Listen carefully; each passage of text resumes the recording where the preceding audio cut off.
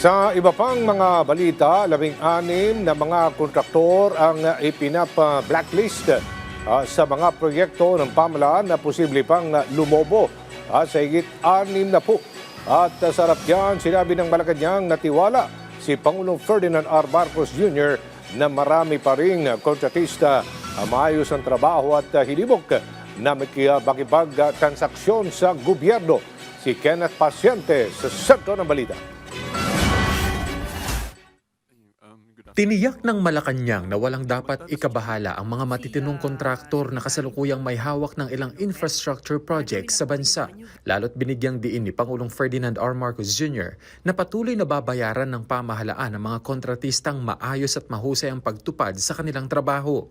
Hindi po kailangan matakot ang mga kontraktor at ang mga nasa industriya na makipagnegosasyon at makipagtransak sa gobyerno dahil ang pangako po ng Pangulo, babayaran po ang lahat mga kontraktor na maayos magtrabaho. Sinabi yan ng palasyo sa harap ng patuloy na hakbang ng pamahalaan na tanggalin ng mga kontraktor na sangkot umano sa anomalya sa flood control projects. Katunayan, inireport ng palasyo na batay sa report ng Philippine Contractors Accreditation Board o PCAB, 16 na kontraktor ang nasa proseso na para ma-blacklist at 4 dito ay na-revoke na ang lisensya.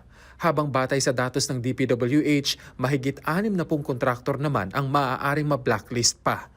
Pero ang sabi po ng Pangulo, kahit po magkakaroon tayo ng blacklisting ng ibang mga kontraktor ay hindi po maaapektuhan ang tuloy-tuloy na pagsasagawa ng mga infrastruktura sa bansa natin dahil marami pa po ng mga kontraktor na masasabi natin na maaayos magtrabaho. Siniguro pa ng Malacanang na nananatiling seryoso at tutok ang Pangulo sa isyu ng anomalya sa mga proyekto kontra baha, kasabay ng pagtutok niya sa pagpapabuti ng ekonomiya. Definitely interested po siya, kaya nga niya ito ibinigay ang kapangyarihan sa ICI bilang independent body upang matutukan ang pag-iimbestiga rito. Pati po sa DPWH, hindi po tumitigil ang DPWH na panagutin na ang dapat managot.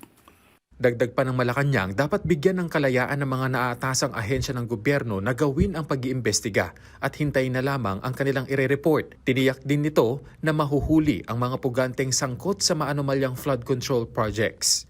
Sa parte po ng gobyerno natin, ginagawa natin ang lahat ng paraan para mapauwi ang mga fugitives. So nakikipag-cooperate tayo, nakikipag-coordinate sa Interpol. We are just awaiting the response from the Interpol.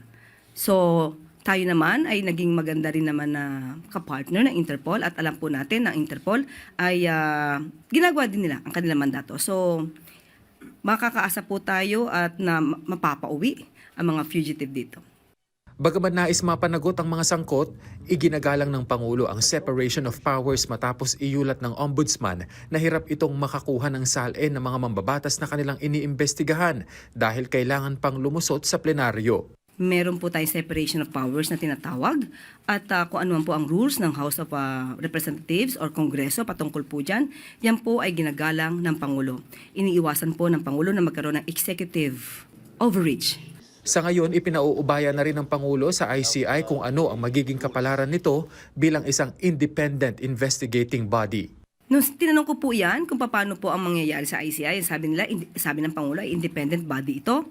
So kung anong kapalaran ng ICI at kung anong pagpapasya, yun din po ang magiging katugunan ng Pangulo. So tinanong ko po siya, paano po kung kinakailangan ng budget, sabihin lang po nila dahil tutugon naman po ang Pangulo.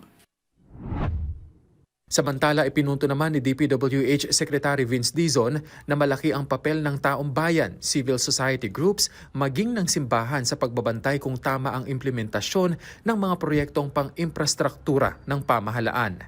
Ang problema po, DPWH really does not have the institutional capacity to monitor everything. And alam niyo naman po, no?